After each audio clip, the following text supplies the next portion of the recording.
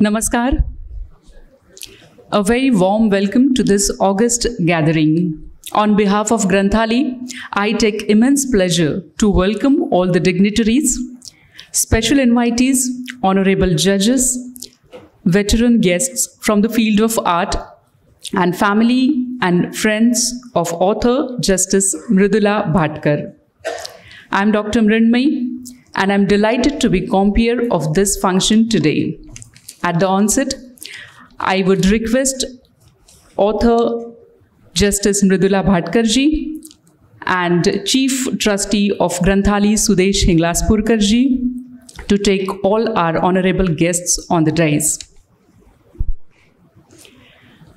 Honorable Padma Shri Dilip Vengsarkar ji, Honorable Justice Satyaranjan Dharmadhikari, Honorable Justice Mridula Bhatkar, Chief Trustee of Granthali, Sudesh Hinglaspurkar. Thank you so much. This evening is embedded with twofold program: 101st anniversary of revered Justice Vidyaranya Dattatray Tulsapurkar and book release of two books authored by Justice Mridula Bhatkar. Justice Vidyaranya Dattatray Tulsapurkar, as many of us know his noble service to the country as the Justice of the Supreme Court of India. Justice V.D. Tulsapurkar is well known as a sage-like personality in the annals of judiciary. Justice Tulsapurkar happens to be maternal grand uncle of Justice Mridula Bhatkar, and Justice Bhatkar has dedicated her two books to the memories of her father, late Shri Pratap Narayan Behre, and her maternal grand uncle, Justice V.D. Tulsapurkar. And today we will witness book launch of these two books entitled I Must Say This and the Marathi version, He Sangaila Hava. For this special evening, we have dignitaries on the dais. At the outset, we'll do the felicitation. May I request Chief Trustee of Granthali, Shri Sudesh Hinglaspurkar, to felicitate Padma Shri Dilip Vengsarkar ji, Chief Guest of today's function, with books as a token of gratitude. Thank you so much. I request Shri Arun Joshi, editor at Granthali, to felicitate Honorable Justice Satyaranjan Dharmadhikari with books as a token of respect. Thank you. May I request Dhanashri Dharap, the face behind every event of Granthali, to felicitate author Honorable Justice Mridula Bhatkar with a bunch of books as a token of love. The fragrance of flower may fade after a day or two, but the fragrance created by the book in our mind may accompany us for the lifetime. Granthali, as we all know, is a trust which publishes books. But more than that, it is a place where writers, poets, readers, thinkers gel together to grow a better society. I take immense pride to say that this is 47th year of Granthali and we are heading towards Golden Jubilee. Now I request Chief Trustee of Granthali, Shri Sudesh Hinglaspurkar, to deliver the welcome speech. Sudesh Hinglaspurkar. नमस्कार. व्यासपीठावरील मान्यवर आणि रसिक हो, आपणा सर्वांचं मी ग्रंथालीच्या वतीने स्वागत करतो. न्यायमूर्ती V.D. तुळजापूरकर मेमोरियल लेक्चर्स आणि निवृत्त न्यायमूर्ती मृदुला भाटकर यांच्या पुस्तक प्रकाशन समारंभास जस्टिस सत्यरंजन धर्माधिकारी, पद्मश्री दिलीप वेंगसरकर ही मान्यवर मंडळी उपस्थित आहेत. यांचे मनपूर्वक धन्यवाद. आजच्या उत्सवमूर्ती मृदुला भाटकर यांच्या कुटुंबाचा व ग्रंथालीचा जुना स्नेहसंबंध आहे. ग्रंथालीने याआधी त्यांच्या कोर्टातल्या कविता या पुस्तकाचं कविता संग्रहाचे प्रकाशन केलेले आहे. आज प्रकाशित होणाऱ्या पुस्तकाविषयी बोलायचे तर प्रसिद्ध अभिनेता रमेश भाटकर यांना बलात्काराच्या खोट्या केसमध्ये गुंतवण्यात आलं होतं. माणसांवर नितांत प्रेम करणारे रमेश, त्याचा सांस्कृतिक क्षेत्रातला उमदा वावर, प्रसिद्धी वलय, पण या घटनेने ते मानसिकदृष्ट्या खचून गेले होते. रमेशच्या पत्नी मृदुला भाटकर न्यायमूर्ती असल्यामुळे हा बलात्काराचा डाग पूर्ण खोटा असला तरी तो पुसण्यासाठीची कायदेशीर लढाई अधिक कठीण होती. समाजाला आणि अशा आदरवणाऱ्या घटनांची माहिती नसते, म्हणून ही न्यायासाठी सत्याच्या आधाराने केलेल्या लढाईची गोष्ट हे सांगायला हवं. हे मराठीतलं आणि इंग्रजीतलं पुस्तक ग्रंथालयाने प्रकाशित केलेलं आहे. या पुस्तकाचं कव्हर निलेश जाधव यांनी केलेलं आहे. या पुस्तकाच्या संपादनात आम्हाला अरुण जोशी आणि शिल्पा शिवलकर यांचं सहकार्य लाभलेलं आहे. खरं तर या सगळ्या पुस्तकाचा प्रवास आणि आज आपल्याशी धनंजय गांगला संवाद साधणार होता, परंतु त्याची प्रकृती बरी नसल्यामुळे तो आज काही इथे कार्यक्रमाला येऊ शकला नाही. त्यांनी जर केला असता तर त्याला खूप जास्त आनंद झाला असता. आता मी आपल्याशी जो सगळा संवाद साधणार आहे तो ग्रंथालय काय, ग्रंथालयाबद्दलची माहिती देणं, कारण माझा मूळचा पिंड हा कार्यकर्त्याचा आहे आणि ग्रंथालय कायम कळली पाहिजे, आपण काय करतोय हे सगळ्यांना माहिती झालं पाहिजे. म्हणून मी तुम्हाला काहींना असं वाटत असेल परत परत का सांगतो, तर माणसांच्या मनात हे सगळं ठसलं पाहिजे. ग्रंथालयाचं आमचं हे 47वं वर्ष आहे. या 47 वर्षात आम्ही 1200हून अधिक पुस्तकं प्रकाशित केलेली आहेत आणि यातली 800हून अधिक पुस्तकं लेखकाचं पहिलं पुस्तक होतं. मला वाटतं एकमेव अशी जगातली संस्था आहे की जिने लेखकाचं पहिलं पुस्तक काढलेलं आहे आणि एवढी मोठी नव्या लेखकांची संख्याही ग्रंथालयाकडे आहे. आम्ही दरमहा शब्दरुची मासिक प्रकाशित करतो. त्याची वार्षिक वर्गणी 400 रुपये आहेत.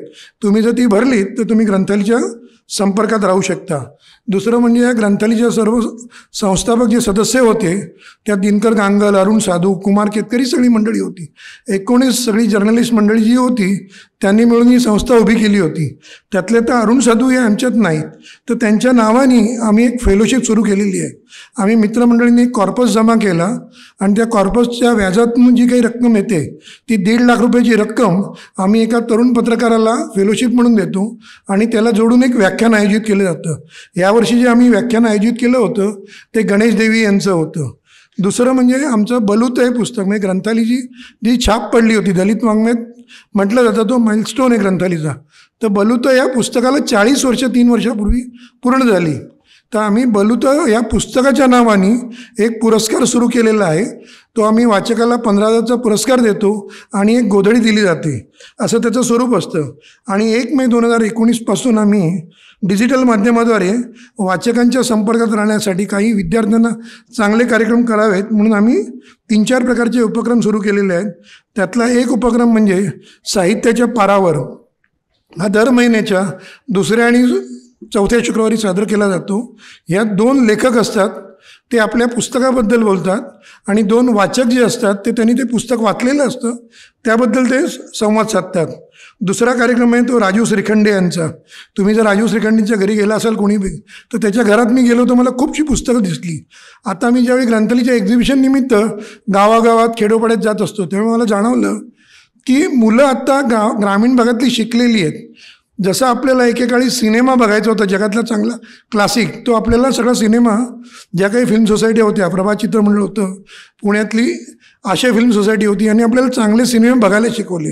तर मला असं वाटतं की जी ग्रामीण भागातली तरुण मुलं आहेत त्यांना जगातली क्लासिक चांगली पुस्तकं कुठली आहेत, आणि जर ह्याची ओळख आपण मराठीतनं करून दिली तर मुलं हे नंतर जी आता शिकलेली आहेत चांगली ती पुस्तकं घेतील आणि जगातलं चांगलं साहित्य काय निघतं आहे ते आपण वाचावं आणि आपल्याला अशी पुस्तकं लिहिता येतील.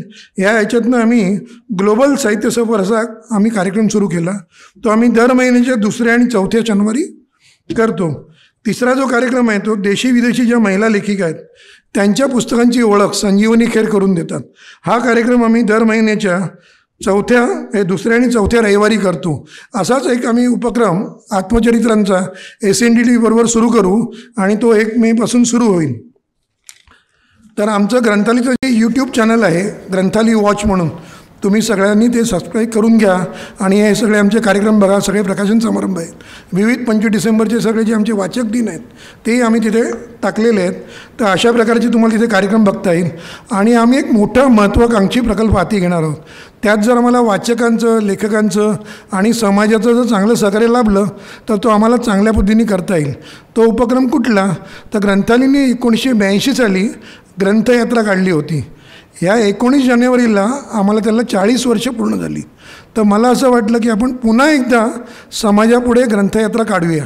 तर नुसतं पुस्तकांची प्रदर्शनं घेऊन जायचं नाही. तर आता लेखक व्यक्त होतो म्हणजे काय, तो पुस्तक लिहून थांबतो असं नाही. कधी कधी लेखक किंडलसाठीच नुसतं पुस्तक लिहितो, नॉट नेसेसरी की त्याचं छापील पुस्तक आलं पाहिजे.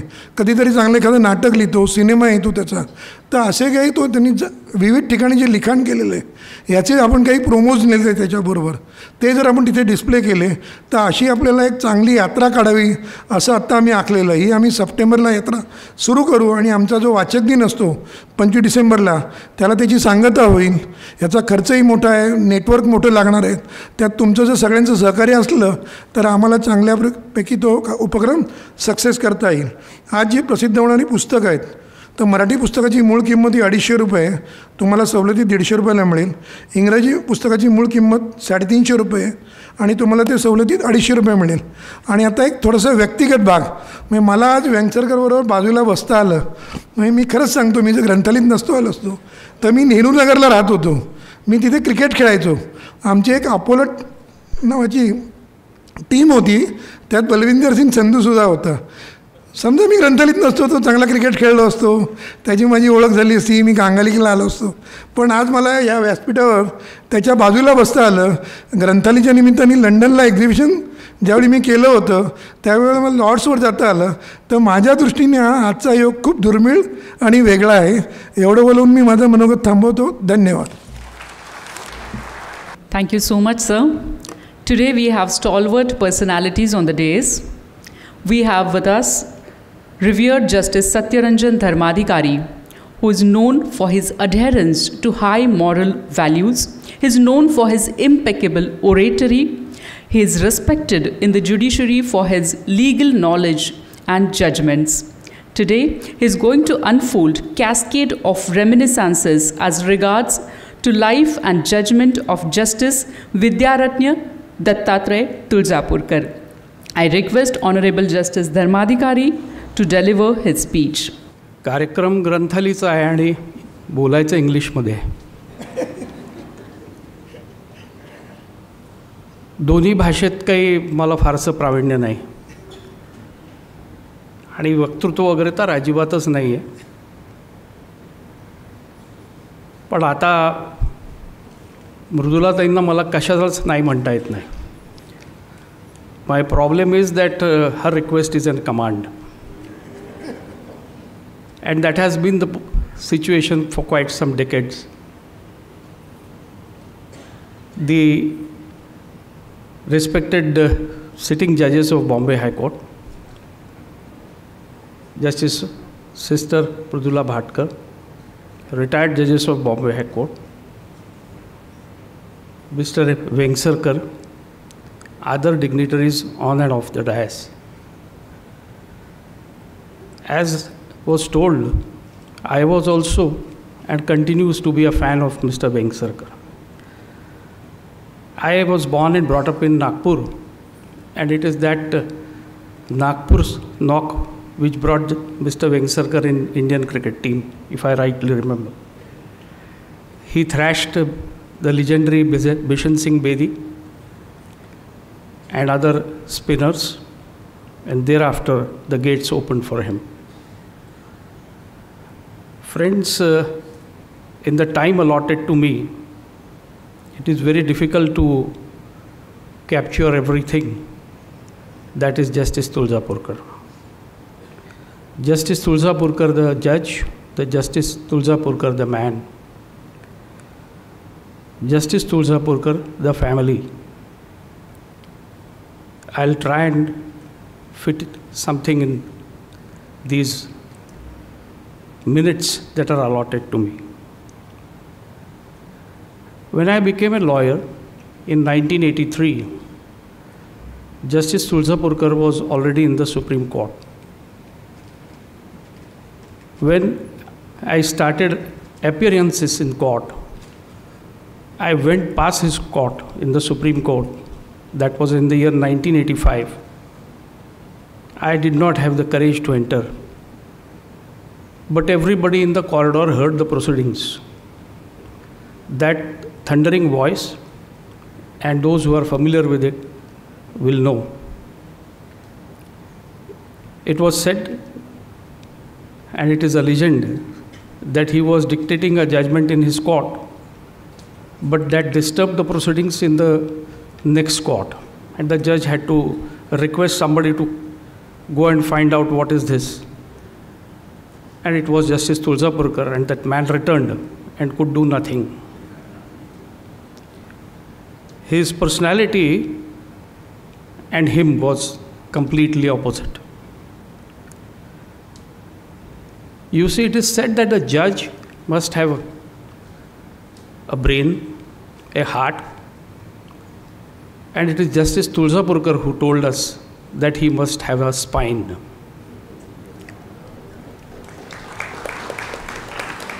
असा कणा नसलेला न्यायाधीश,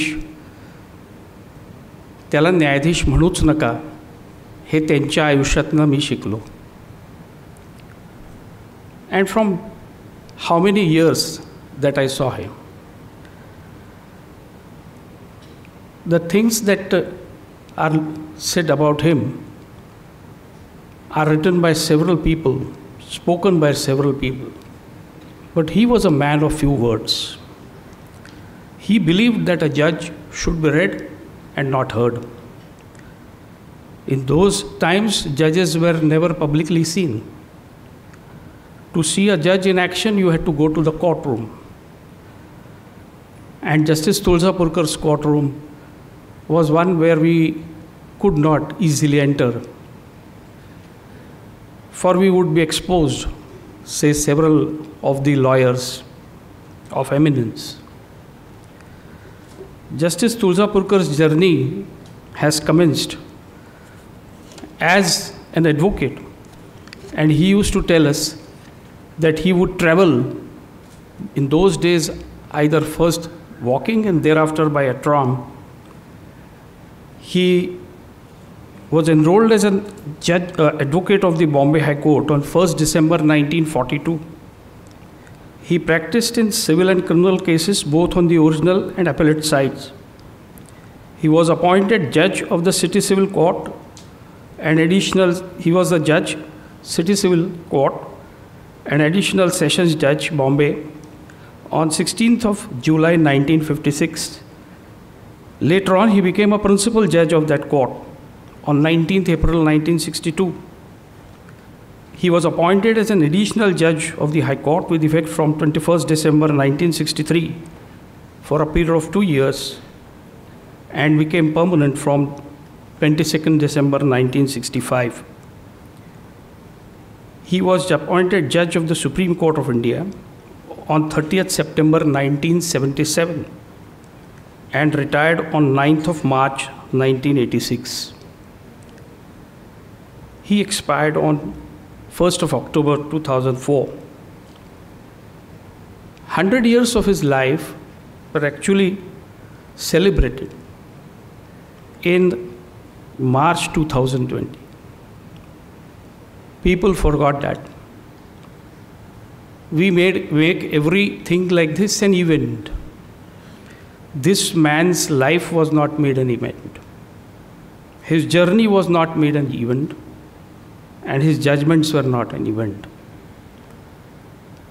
I had written something, but I could not, when I saw his personality before me, forward it to any publication. For I thought that if there is some error here or there, he would say, "He काय चाललंय? हे काय केलंस? एवढंही समजत नाही." This is the hallmark of his personality. People knew that as a judge, he was very hardworking, honest to the core, dedicated, and committed, if at all, to the Constitution and the laws. A traditional judge, an orthodox personality, was generally an opinion about him. That was totally incorrect. I will have to quote a little extensively from his judgments so that you can then realize what was Justice Tulsapurkar.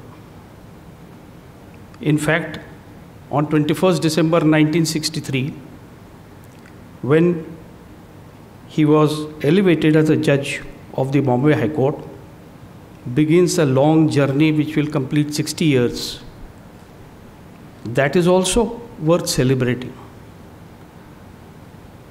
Justice Tulsapurkar was known to our family. For me, he was more than a family. The most respected person, the most elderly one in the judicial circles. I would tell you one thing, that my father in emergency delivered 3 lectures at the request of none other than Professor Narhar Kurundkar at People's College, Nanded, on the Constitution. Those 3 lectures were then compiled in a book by none other than Sadhana Publications of Pune.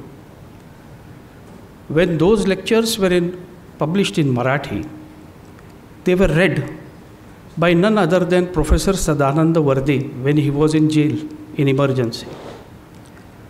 And a 1-year jail term, 1 year and more, was spent fruitfully by him in translating these lectures, this book, into English. 2 eminent personalities, Achyutrao Patwardhan and Justice Tulsapurkar, wrote in the initial pages and gave their views. This is how this mistake that we make in understanding Justice Tulsapurkar will be corrected, at least now. When he wrote as a 10-page foreword about this book, he says, and I quote, "Two real problems confront the modern democracies which are now welfare states. One is of general applicability, while other is relevant to our constitution.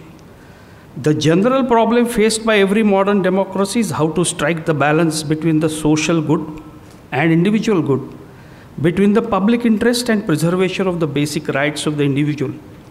In order to maintain proper equilibrium between these two, every constitution has to accept, and so does ours, some compromises, as ably pointed out by the author. For instance, in spite of the ideal of secularism which has been accepted, the Constitution has guaranteed to every religious denomination or any section thereof the right and freedom to establish, maintain and manage its institution, its own properties and affairs, as also the rights of minority to conserve their culture and educational institutions." He then refers to other articles on this subject and then says that these compromises have created some built-in contradictions in the pith and substance of our Constitution. But it is a well-known paradoxical phenomenon that compromises do create contradictions, which only prove that bending is sometimes preferable to breaking.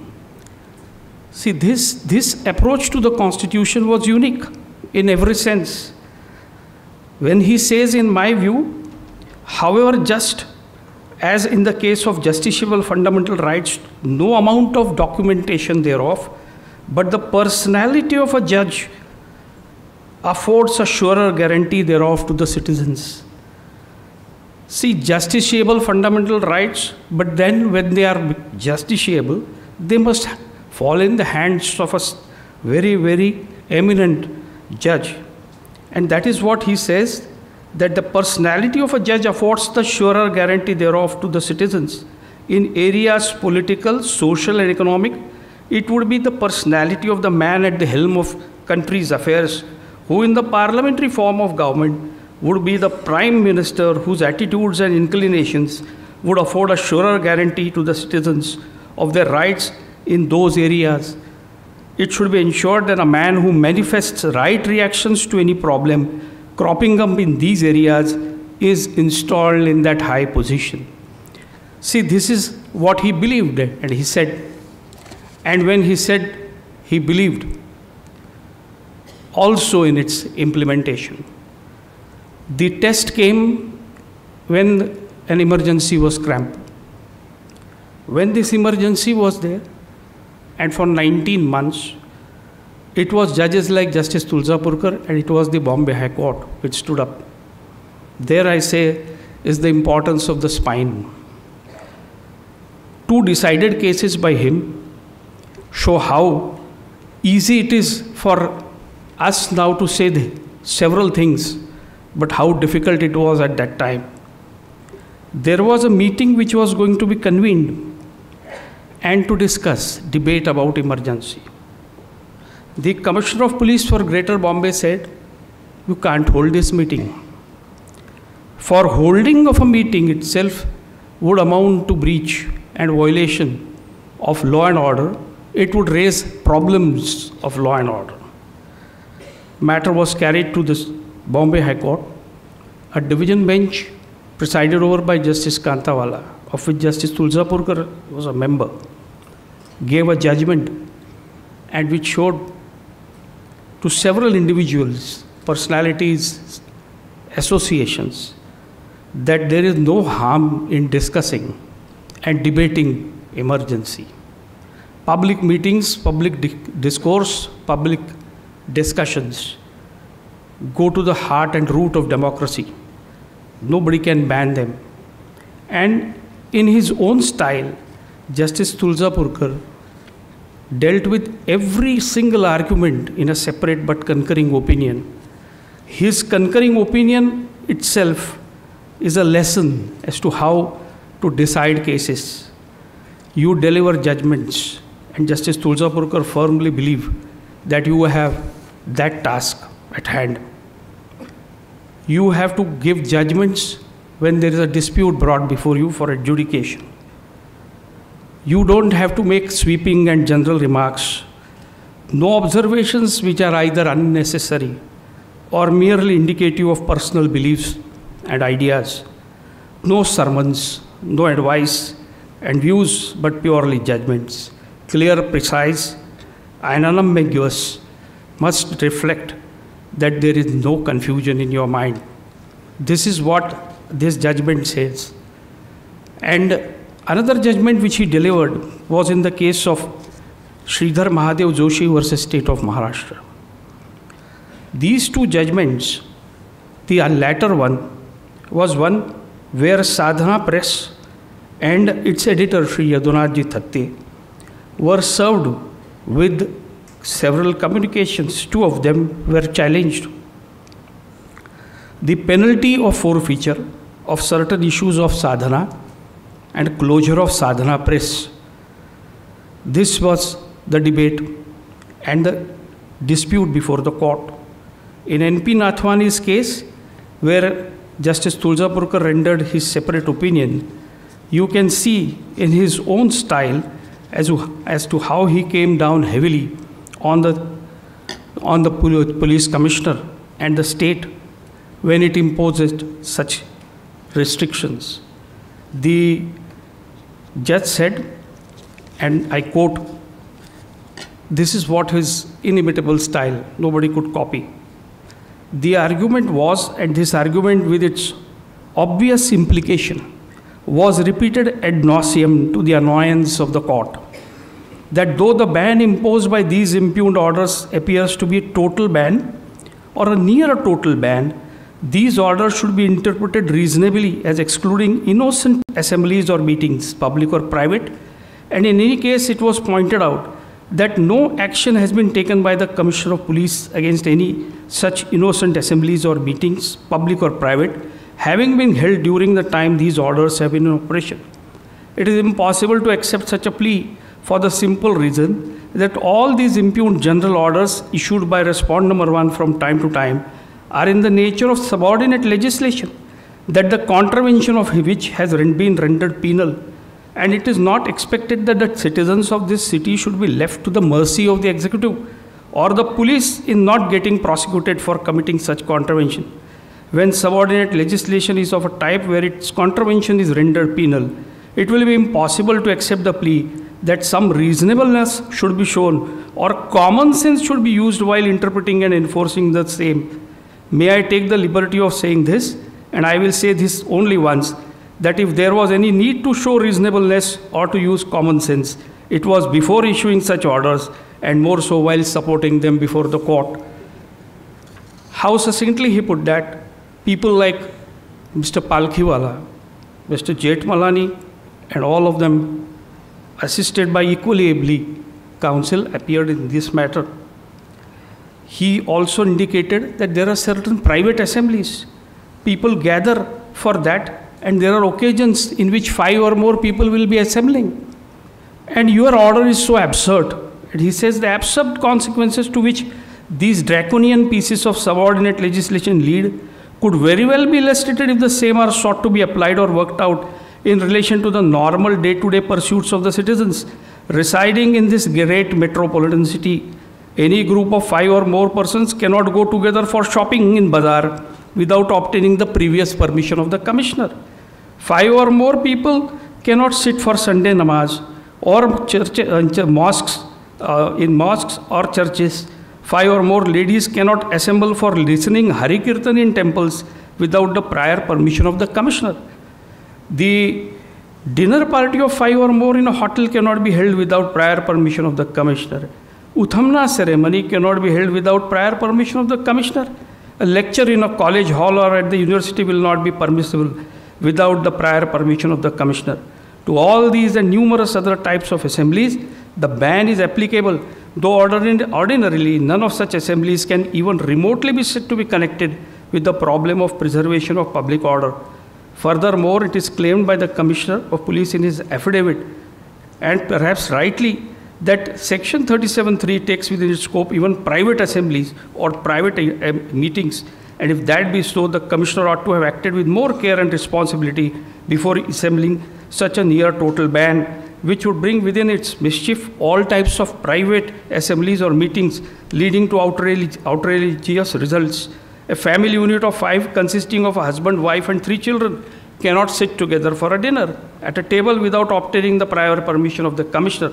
And a Muslim cannot socially meet his 4 wives at one time and place without obtaining the prior permission of the police commissioner.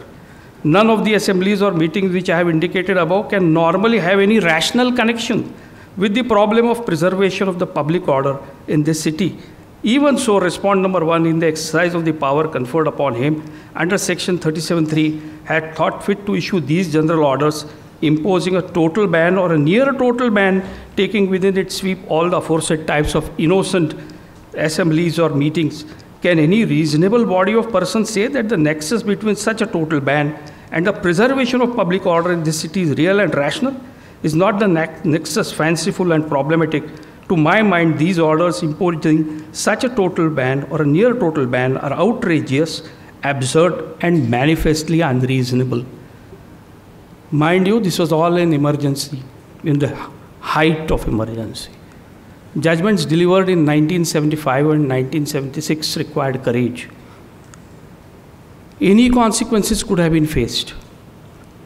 Justice Tulsapurkar would say, and he would tell my father, both of us should be packing our bags daily, unpacking them in the evening for the next day to come to the same court, or be ready to go on a tour of India or transfers to several high courts. But I can tell you, and with some authority, that even the rulers of those days never dared to transfer judges like Justice Tulsapurkar. He remained in Bombay High Court. He was elevated to the Supreme Court from Bombay High Court. And why? Because it was the fairness. It was that balance in his personality. He would say, what is there to fear? You decide cases. You are independent, and your independence is what you get when you become a judge. Being independent is not being against government. Being independent is not anti-establishment. Being independent is free from bias, prejudice, fear, and all negativities. To him, this was the requisite quality of a judge. And when he spoke publicly, in emergencies also, these speeches have become so popular that even today they are quoted. I had with me a speech which he delivered at the inauguration of the new building of the District Civil and Criminal Court in Nagpur on January 16, 1977.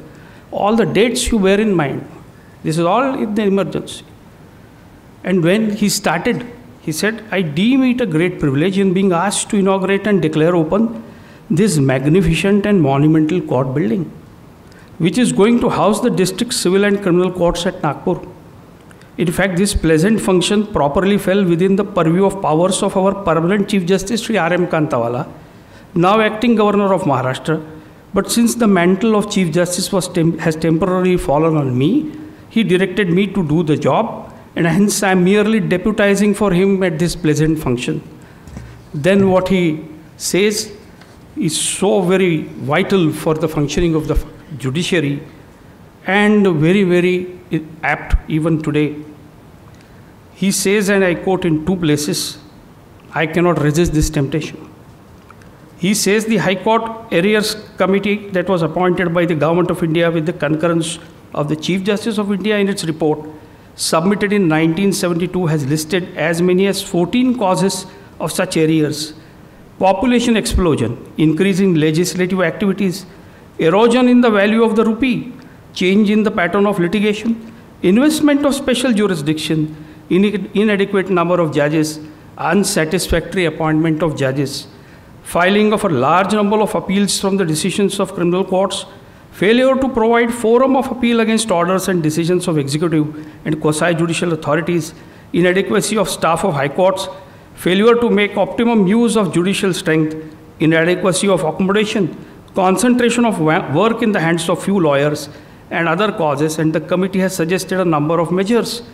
The new Civil Procedure Code was to come into force, and he said that it will go a long way to reduce the delay in disposal of civil matters. That was his hope.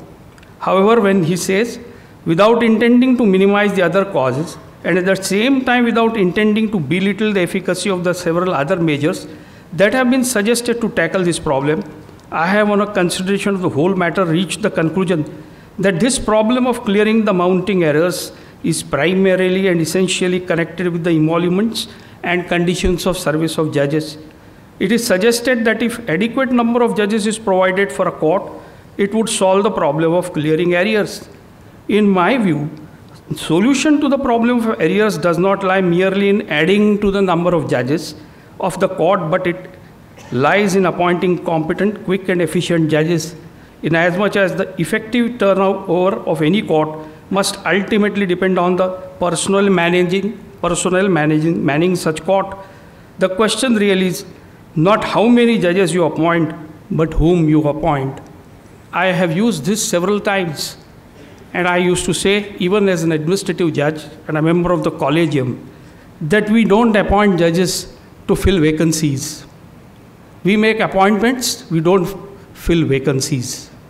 That is not fill in the blanks. It is making appointments. It's a very competent job, and he was performing it for several occasions. And on 2-3 occasions, a very sharp reminder came from him to judges. On this speech also, in this speech and on this occasion also, he said that I would like to express my grave concern about the necessity to maintain the fair name and bright image of the judiciary, which has come under a cloud in the recent past. January 1977. In my view, both internal and external causes are responsible for lowering the image of the judiciary in public esteem.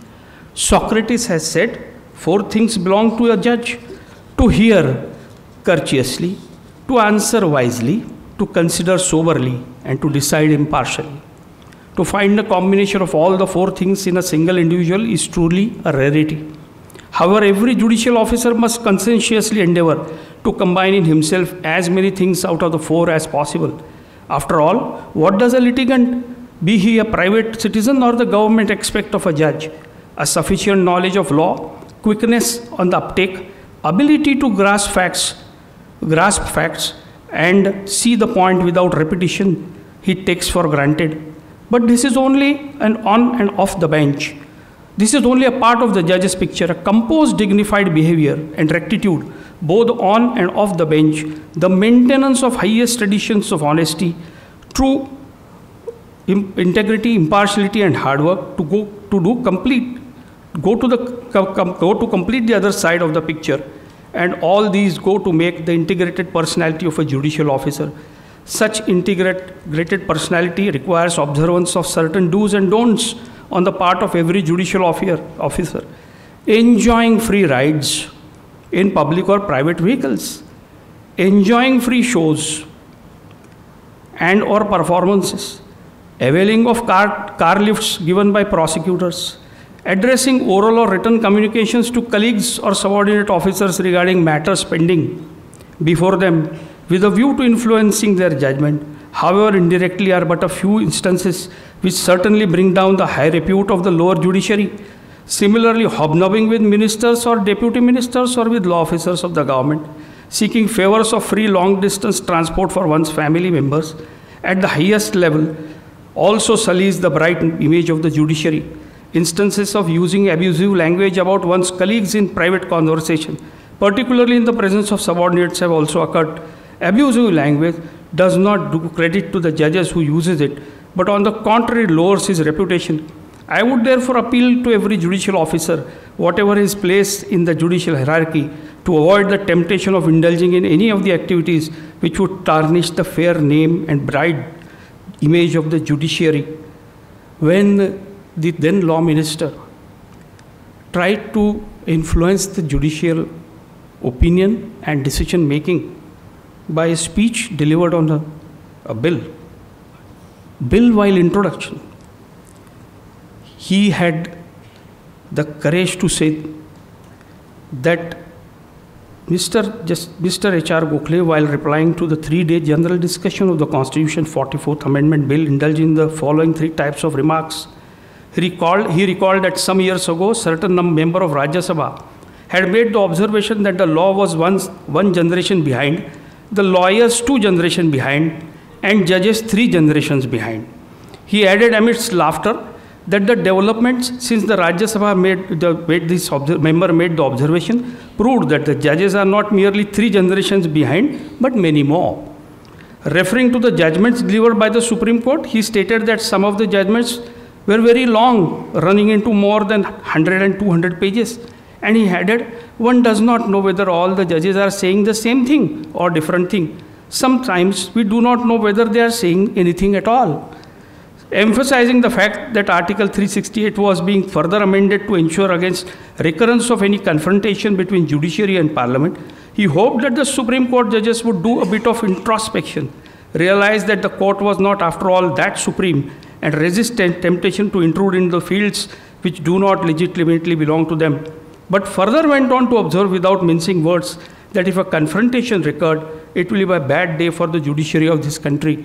This is what the law minister said. And then what Justice Tulsapurkar says is very important. In all humility, I would like to point out that in making the first remark, he could be said to have spoken derisively of the judiciary. In making the second remark, he could be said to have spoken contemptuously of the judiciary. And in making the third remark, he could be said to have indulged in giving a threat to the judiciary and the judges manning the same. Was all this really necessary to convince the members of parliament about the justification of the proposed constitutional amendment? This is what he summed up, and he had the courage even to admonish a law minister of India. Justice Tulsapurkar's judgments, and when he was in the Supreme Court, reflect his knowledge, his capacity to pick up any branch of law in minutes. He would not waste time because for him that was too precious. Even when he had 9 years as a judge, he would say every matter needs his attention, and that requires him to deliver justice expeditiously. Therefore, matters of interpretation and particularly of taxing statutes go a long way to show his erudition, his command, and his experience in the field of law.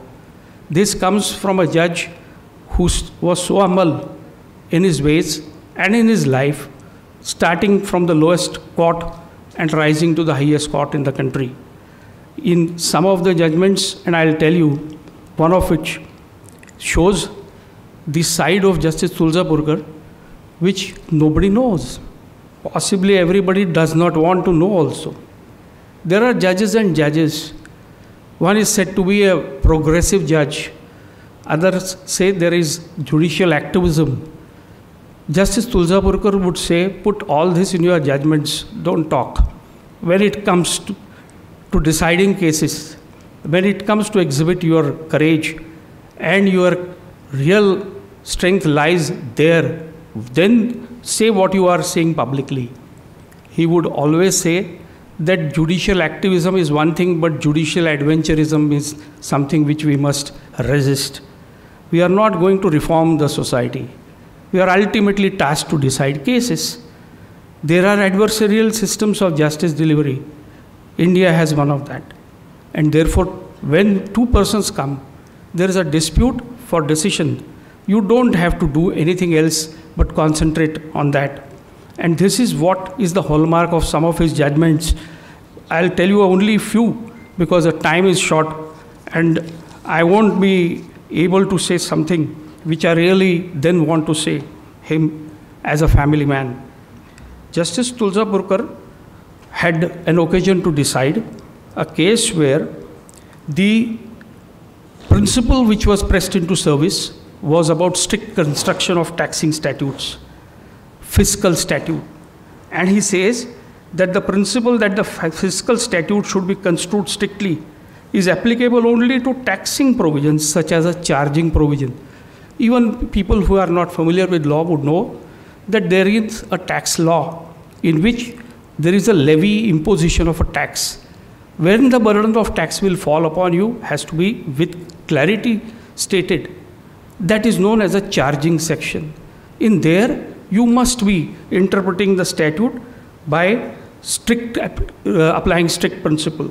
But when it comes to a machinery provision, means how that charging has to be done, the machinery created for recovering taxes, there certain latitude is available. He makes these observations on first principles. No decision was there when he made this observation, and this itself has become the law. And I can tell you several of such judgments. His judgment which was criticized in Bhim Singh's case, the people said, oh, this is a very conservative orthodox view of the matter. He said in another judgment, he authored as an unanimous opinion of 5 judges and upheld the Haryana Urban Land Ceiling Act. That land ceiling also serves a social purpose. In that decision, he has analyzed several of the provisions of the Constitution. He had a soft corner for everybody, particularly the weaker sections of the society.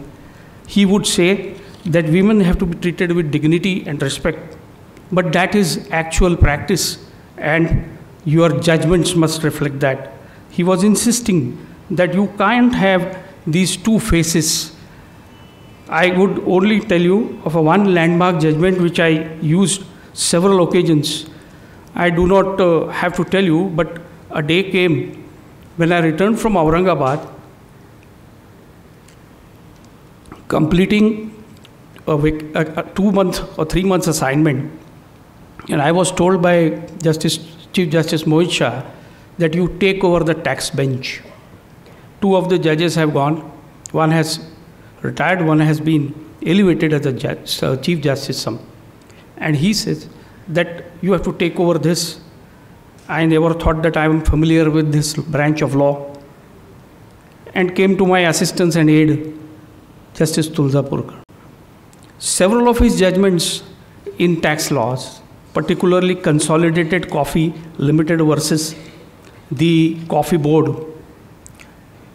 On occasions, you find in statutes the word deemed, which is used. He said, the word deemed is used a great deal in modern legislation in different senses. And it is not a deeming provision is every time made for the purpose of creating a fiction. That means when you use these words, deemed, you have to imagine something as real and true, which in fact it is not. How we say in today's parlance, and today's lawyers would be familiar with that. Virtual hearing. One meaning of the term virtual is something which is not real. He said here that deemed also means like that. It is not for every time that it creates a fiction. A deeming provision might be made to include what is obvious or what is uncertain, or to impose for the purpose of a statute an artificial construction of a word or phrase that would not otherwise prevail. But in each case, it would be a question as to with what object the legislature has made such a deeming provision. So the object and intent of the legislation, the purpose, all this was present to his mind continuously. Nandlal versus State of Haryana is one of those judgments on land ceiling which I have given. I will only request members even of the public to go through some of these judgments. Some of the judgments are landmark judgments in his opinion in the case of S.P. Gupta, where he stresses the importance of an independent judiciary. The judgment in the case of Shivanandan Paswan, where the state of Bihar wanted to withdraw prosecutions, criminal prosecution, against a chief minister, a person who later on became chief minister, Mr. Jagannath Mishra. Justice Tulsapurkar's dissenting opinion is today the law. You can't use and exercise powers under section 321 at your own sweet will to withdraw from prosecution. And one notion which he demolished, I use the word demolished deliberately. थोडंसं मराठीत सांगतो म्हणजे सगळ्यांच्याच लक्षात येईल. एक 10 मिनटं घेऊ का? तुमची परवानगी असेल तर एक 5-10 मिनटं. बरं. त्यांनी असं सांगितलं की तुमच्यावर एकदा एक खटला भरला आणि खटला सुरू असताना सुद्धा दुर्दैवाने तो सुरूच राहतो ना, आपल्याकडे विलंब हे तर आपलं फार मोठं आहे. तुम्ही निवडणुकीला उभे राहता, भरघोस मतांनी निवडून येता आणि मग येऊन छातीठोकपणे सांगता, आता बघा लोकांना मी हवा आहे, हे सगळ्यात महत्त्वाचं आहे, लोकांच्या न्यायालयाने मला निवडून दिलेलं आहे. And he said in this judgment, this is not what you require to exercise powers. Just because you are popular doesn't mean that you have no criminal tendencies present in you. The popular mandate is no answer to all this. This is what is very relevant today, and we want that to be kept in mind by everybody. I would say only a few words. When the times in which he presided over a judge were crucial for us. See how friendly and how courteous the atmosphere was for everybody, to dissent and to differ. It was not painful. It was not as if you deliver a dissenting opinion and don't see the face of your colleague for months together. That was a time when Justice Krishna Iyer also welcomed his criticism. And he was, mind you, he had that, I'll tell you in 2 minutes, that mischievous tint in him. So when he admonished Justice Krishna Iyer, Justice Krishna Iyer also welcomed it. In one of the judgments, he gave a dissenting opinion that Justice Tulsapurkar was dissenting. Justice Krishna Iyer and Justice R.S. Pathak gave the majority. But he said what is then real concern was his real concern. Never hesitated. Before parting with this appeal, I feel constrained as a part of my duty to give vent to my feelings of discomfiture and distress over one thing that which is exercising my mind for a considerable time in this court. In all humility, I would like to point out that prefaces and exordial exercises, perorations and sermons, as also theses and philosophies, political or social, whether couched in flowery language or language that needs simplification, have ordinarily no proper place in judicial pronouncements. In any case, day in and day out, indulgence in these in almost every judgment, irrespective of whether the subject or the context or the occasion demands it or not, serves little purpose. And surely such indulgence become indefensible when matters are to be disposed of in terms of settlement arrived at between the parties, or for the sake of expounding the law while rejecting the approach to the court at the threshold on preliminary grounds such as non-maintainability, laches and alike. I am conscious that judicial activism in many cases is the result of legislative inactivity, and the role of judges as a lawmaker has been applauded, but it has been criticized also. Lauded when it is played within the common law tradition, but criticized when it is carried to extremes.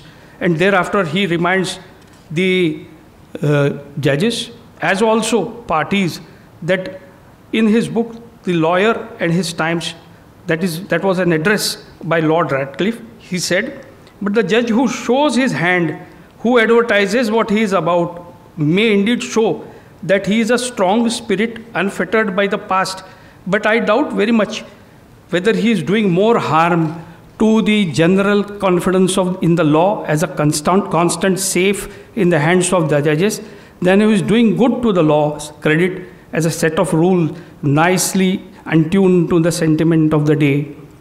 Justice Tulsapurkar in his judgments shows to us a path which he took as a path of his life towards truth, towards showing immense courage, boldness, and above all, showing us what really is the function of a spine. In his family life, and I had the fortune of spending many years, because after we came to Bombay, and before we came to Bombay, there was a case where my father was a government advocate and engaged by the prosecution, Lakshmi Commercial Bank's case, which was heard for months together at Nagpur. And Justice Tulsapurkar was the judge. My father was appearing. In those days, there was no hesitation. तुमच्या घरी वांग्याची भाजी आणि पुरणपोळी फार छान होते असं मी ऐकलं आहे, असं म्हटल्याबरोबर जजेसना, न्यायाधीशांना घरी आमंत्रण देण्याची प्रथा होती. ते घरी येत होते, कुठल्याच कायद्याचं काहीही बोलत नव्हते, आमच्यासारख्या छोट्या मुलांशी गंमत करत होते. आणि मग हळूचपणे हे सगळं झालं. पण कधीकधी मला आईस्क्रीमची खूप आठवण येते. त्या केसमध्ये माझ्या वडिलांना नंतर डायबिटीज झाला, तुळजापूरकर साहेबांना आधीपासूनच होता. तर ती आईस्क्रीमची जी आठवण आहे ना, फार हद्दी. मी त्यांच्या घरी नेहमी जात असे, त्यांना आईस्क्रीम खायची इच्छा असायची मुंबईला आम्ही आल्यानंतर. आणि ते आईस्क्रीम खायचं तर अगं हा आला आहे ना, मग काय आईस्क्रीम वगैरे आहे की नाही, म्हणजे ही खूण होती की आईस्क्रीम आलं पाहिजे. त्यांच्या पत्नींनासुद्धा ताराबाई म्हणायचे, माझ्या आईचं नावसुद्धा तारा होतं. दोघंही गमतीत म्हणायचे, आई बाप आपल्या घरी 2-2 तारा आहेत. आणि त्यात आम्ही जेव्हा सगळे सामील होत होतो, त्यांचं ते वागणं, त्यांचं ते बोलणं, त्यांच्यातलं ते सगळं आपल्याबद्दलचा व्यवहार, ती आपुलकी, ही सगळीच तुम्हाला त्यांच्या एका कणखर व्यक्तिमत्वाच्या बाहेर नेत असे. एका कौटुंबिक माणसासोबत आपण आनंदाने काही काळ घालवत असू. मित्रांनो, मी जास्त वेळ घेतला कारण मला तुळजापूरकर साहेबांबद्दल बोलताना संमिश्र भावना आहेत. एकतर त्यांचं न्यायाधीश म्हणून काम, मी त्यांच्यासमोर न्यायाधीश म्हणून, वकील म्हणून काम केलं नाही, हे खरं तर त्यांचं सौभाग्य, माझं दुर्भाग्य. त्यानंतर मात्र जो त्यांच्यासोबतचा काळ माझा गेला तो इतका आनंदी होता. त्यांनी मला इतकं समृद्ध केलं. त्यांनी मला एकदा सांगितलं की तुला जर न्यायाधीश व्हायला विचारतायत, तू ठरव तुझी लायकी आहे का. कोणाला विचारायचं नसतं असं, आपली स्वतः पण ठरवायचे असतात, निर्णय घ्यायचे असतात आणि नंतर काम करायचं असतं. आणि खाली मान घालून काम करायचं असेल तरच हो, नाहीतर काही फंदात पडू नकोस. मी थोडा तो प्रयत्न करून पाहिला माझ्या तो कालखंडात. आणि म्हणूनच जेव्हा मला ही संधी मृदुलाताईंनी दिली, मी म्हटलं मी ताबडतोब यायला तयार आहे. माझी योग्यता नसताना देखील तुम्ही मला आमंत्रण देता आणि एवढ्या मोठ्या माणसाबद्दल मला बोलायची संधी देता, म्हणून मी आपले अत्यंत आभार मानतो. माझे काही सहकारी न्यायाधीश इथे आहेत, त्यांना कदाचित तुळजापूरकर साहेबांची सगळे ही मार्गदर्शक बोल अजूनही त्यांच्या कार्यकाळात त्यांना उपयोगी ठरतील. मी आपल्या सगळ्यांना धन्यवाद देतो. नमस्कार. Thank you so much, sir, for placing before us how the Honorable Judge contributed to the society and protected fundamental rights of a common man. Truly, we are grateful to Justice Tulzapurkar for his judgments. And ladies and gentlemen, it is the time to release these two books authored by Honorable Justice Mridula Bhatkar. These are her second and third books. Okay, if you ask me which is the second and which is the third, then I would say she wrote the English version first and then came the Marathi version. Some books give us pleasure, some books give us pain, some cause restlessness as well. This is a book which throws light on the false rape case of late Shri Ramesh Bhatkarji. The book, I Must Say This, in Marathi, He Sangaila Hava. May I request Honorable Chief Guest Padma Shri Dilip Vengsarkarji, eminent cricketer and a very dear friend of late Shri Ramesh Bhatkarji, to release these two books. He Sangaila Hava, I Must Say This.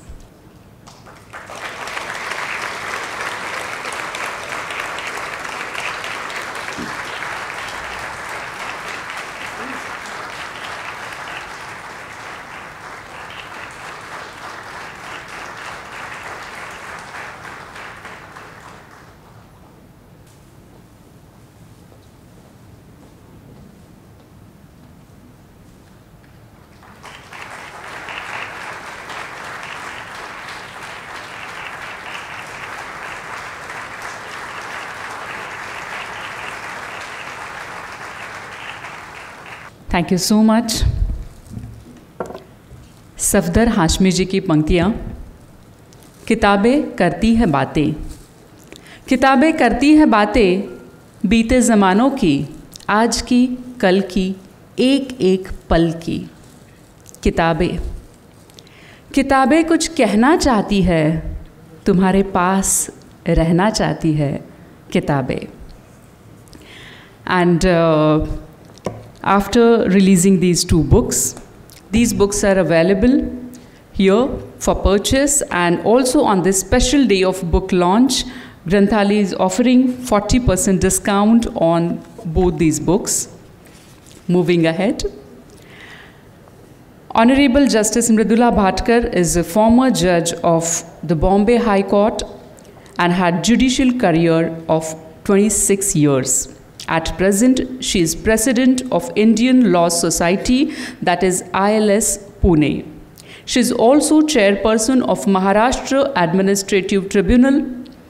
In spite of all her achievements and accolades, she has cherished a sensitive poet and a sensitive writer within her.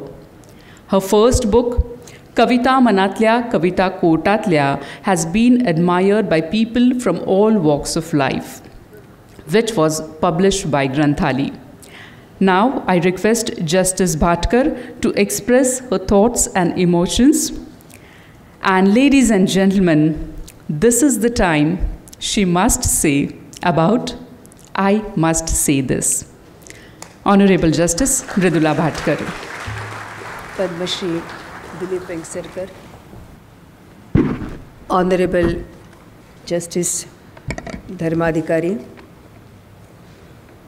Honorable Judges of the Bombay High Court, renowned artists from various fields, distinguished guests, my uncles Virendra and Virat Tulzapurkar, ladies and gentlemen, good evening. There are many reasons for my writing a book. I too have a purpose. My husband, Ramesh, was prosecuted for the false charges of rape. He passed away on 4th February 2019. I retired in May 2019.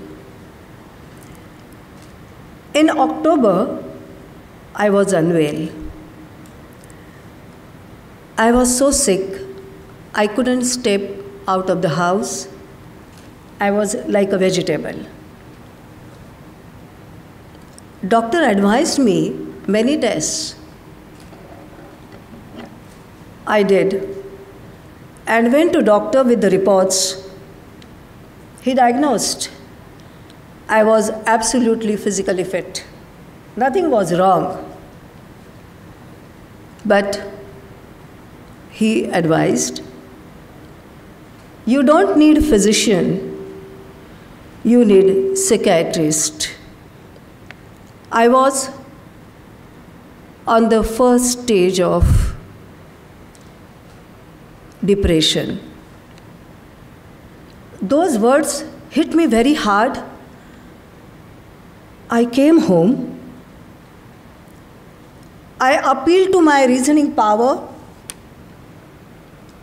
After 2-3 days of analysis, thesis, antithesis, I realized that there was an agony very deep inside me. Something wanted to emerge out, which I have suppressed for many years.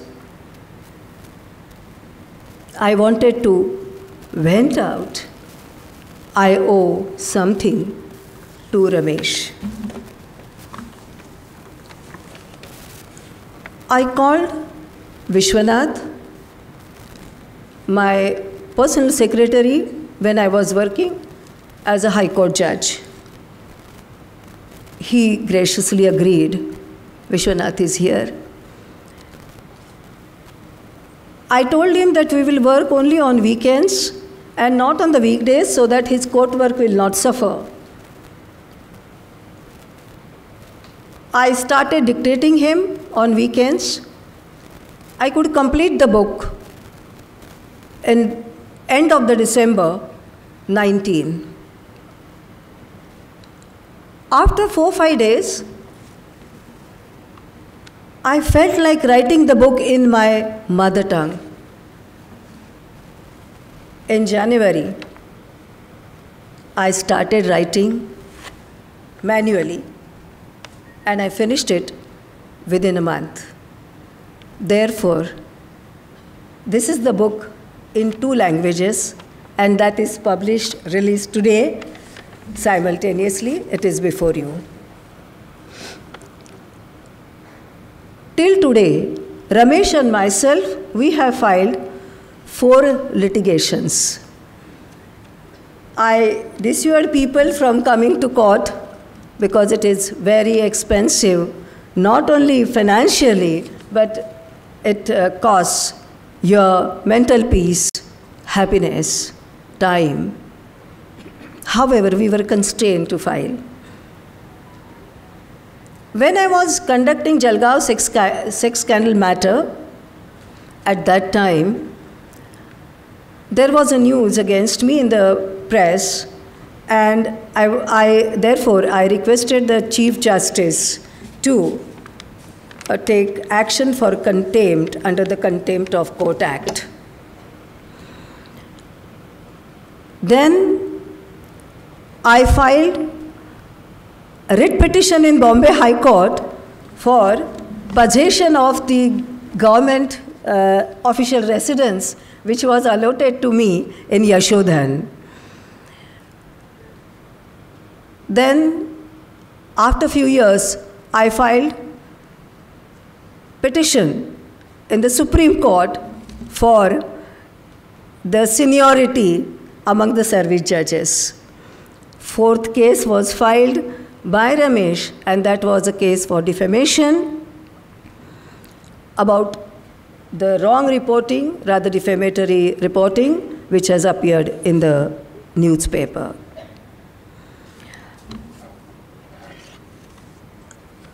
Thus, we had experience of many litigations. We're constrained to file.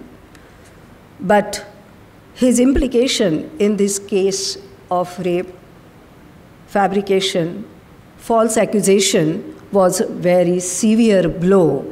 It was a critical situation, very difficult for us to face. But we have experienced what injustice is. To know what justice, one should come across injustice. So if you want to know the truth, you must understand what is false. It was a fight of 6.5 years. It was critical for both of us to tackle the situation when the TV and print media was very aggressive. It was a test of our patience and courage. Some of our friends and the relatives, they ask us, if it was a false case, then who did it? We answered, we did not know. I repeat the same answer today, we don't know. It is as good as a theft has taken place, theft is committed, property is stolen. After a few days, the property is recovered. However, police could not catch a thief. Thief is not known. Similarly, the damage was done. We could restore our precious work, our happiness, peace, and the honor of our family. However, wrongdoer was invisible. Often it happens in the society with some ulterior motives. A person can be targeted. There are you collect some evidences to know who has done so, but you can't say precisely for want of the proof beyond all reasonable doubts. However, I believe that the truth should be vocal. One has to speak the truth. It is said, Satyam bruyat, Priyam bruyat, Apriyam Satyam na bruyat. But I say, Satyam bruyat, Priyam bruyat, Apriyam Satyam cha bruyat, whenever it is necessary, when it is necessary to take a particular stand. We live in a democratic state. Democracy needs active participation of the vigilant citizens. It is nurtured with the help of mature, true media, and it is protected by the judiciary. This judicial institution and justice are inseparable part of my life. I thought that this traumatic fight of ours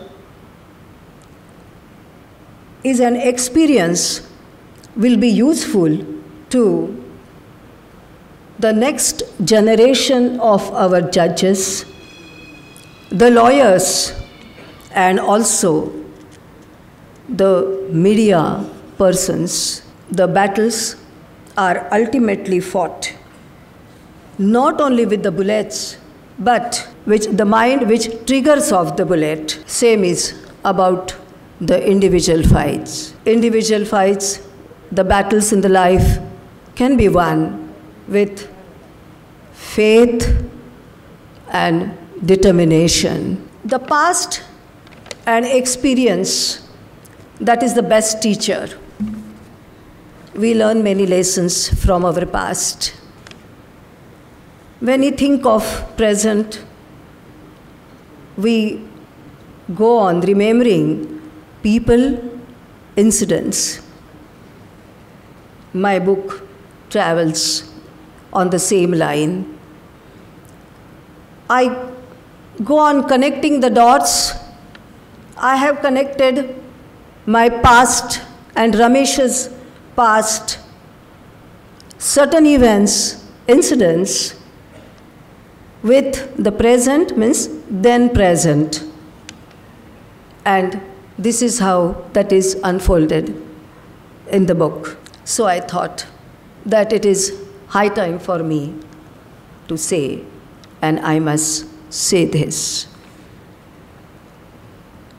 For releasing the book, I didn't remember any other name but the name of Dilip Vengsarkar, a very dear friend of Ramesh. Whenever there used to be cricket match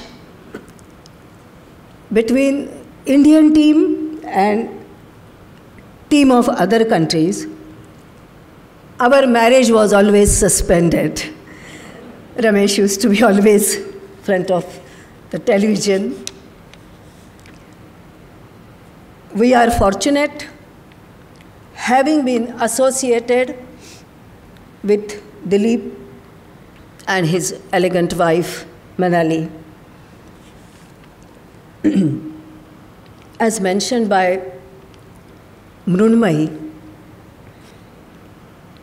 this book is dedicated to the memories of my two mentors, my father, Pratap Narayan Behere, and Bhau, that is V.D. Tulzapurkar. Justice Tulzapurkar was born 100 years back. So we wanted to celebrate his birth centenary. I took this opportunity to pay tribute to him on behalf of Tulzapurkar, Behere and Bhatkar family. I am very thankful to Justice Dharmadhikari for accepting this invitation and for his erudite speech. This book is published by Granthali. I have written this book 2 years back. There was corona pandemic and therefore it was not possible. So also, I must be frank, I couldn't get publisher. For Marathi, Granthali was always ready, but as they found that I'm not getting any publisher for English, Dhananjay and Sudesh offered, and they said, we will publish it. I'm very thankful to Dhananjay Gangal, Sudesh, so also Arun Joshi, and Dhanashri. I thank you all for be here with me. Thank you. Thank you so much, ma'am, for unfolding the journey of this book. And it must be the emotional roller coaster ride for you. Moving ahead, we have our chief guest, who is an eminent cricketer. And cricket is a sport we Indians are mad about.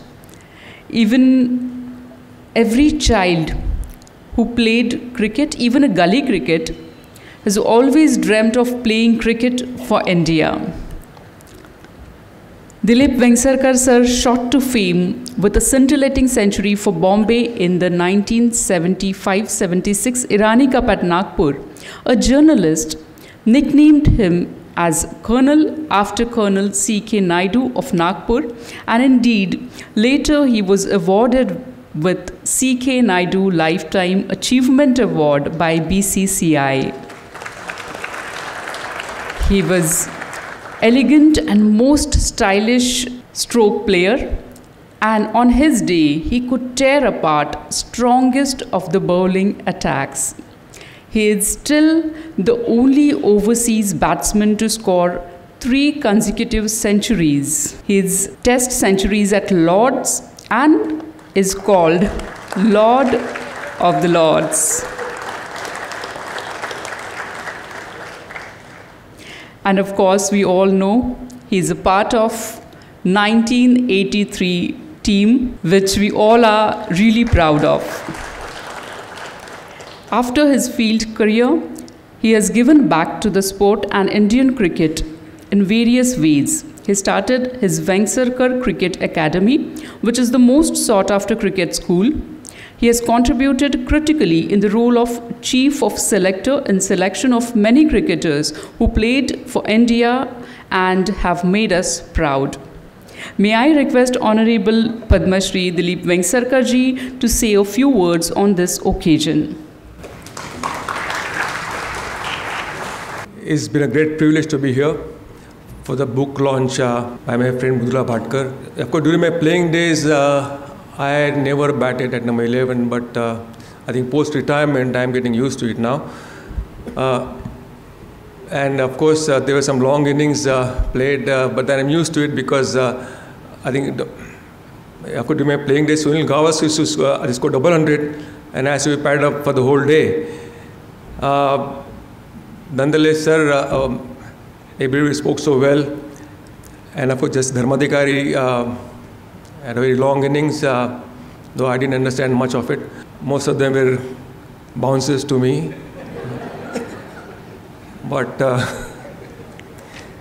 had to bat later. Anyway, yeah, I met Ramesh in 1995. I think before that, I had heard about him as a fantastic actor. We were playing India versus West Indies at the CCI Brabourne Stadium in 1995, and it was a final match. It was watched by almost 60,000 people, and Ramesh had come there through his friend Prakash Kelkar, who was a manager of the Indian team that time. And I didn't know him till then, and in that match, I scored 100 in 74 deliveries. And it was played in the month of April, so it was so hot and humid. So I told the manager, "Kya sandhyakali beer organize kar." And to bola okay म्हणून. Then after the match was over, we lost the match. I asked the manager, "Have you organized beer?" He said, "Today's a dry day, and you won't get it anywhere."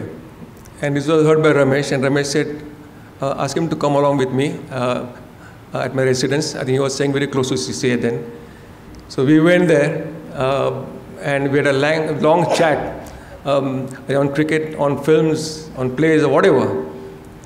And since then, we became friends. Of course, we used to meet very often, at least once a month. And we had 2 more friends. One is Vinay Edekar. He used to accompany us for lunches, maybe at CCI or Bombay Gym or in BKC. He was so fond of cricket. He was so passionate about cricket that he would watch each and every match, of course, whenever he was free. And when I used to tell him, that the movie is going on and you're acting in it, just go and watch it. He said, "I'll call you after 1 hour." He would call me after 1 hour, and he would say, "What a tight match it was. I really enjoyed it." I said, "Who was playing?" And he would say, "Ireland versus Zimbabwe." I said, "You're watching Ireland, Zimbabwe?" Yeah, I mean, these are excellent cricketers. And then he would rattle out the names, I think from Ireland as well as from Zimbabwe. They were good cricketers, you must watch them. Such was his passion for the game. Because, of course, I think in his young days, he would match a lot of matches at the Shivaji Park. He was very fond of Vijay Manjrekar, Ajit Wadekar, because they were friends of his father. His father was a music director, and they would accompany him to all the recordings. So that's how he used to know all those cricketers. And since then, of course, Ramesh used to come for all the matches, and we used to have very friendly banter. He would say, Dilip, you must come and see. It's a fantastic natak. And I would say, Mala natka and cinema mein yoda interest nahi hai. I mean, of course, I have interest. I mean, it's not like that. But I have to just needle him. And he would say, आम्ही तुमच्या मॅचला 5-5 येऊन बसतो. ते तुला चालतं. म्हटलं मी तुला बोलवत नाही मॅचला. तू स्वतः मला फोन करून सांगतोस की मॅचला येऊ का म्हणून. मला 2 तिकीटं दे. It was just friendly banter, and it's a great time, fantastic time. And of course, 3rd August, I think this was his birthday, and we used to meet, and he was a lot of people around, and he had lots of friends. And of course, Vinay used to make paya curry. That was one of the best paya curries I ever had. But since Ramesh's demise, we haven't met, to be honest with you. I've been to all over the world. I think in the last so many years, I met a lot of people.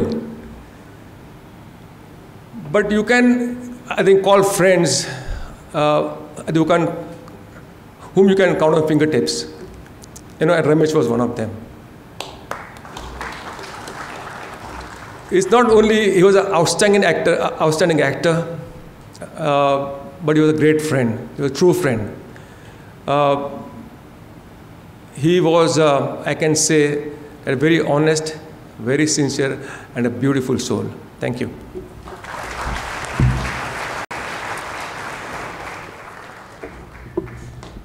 Thank you so much, sir, for sharing with us the memories of cricket, Ramesh Bhatkarji, and your friendship. Now we are heading towards the conclusion of this wonderful event. Before concluding, I would like to thank Padma Shri Dilip Vengsarkarji for sparing his valuable time for this function.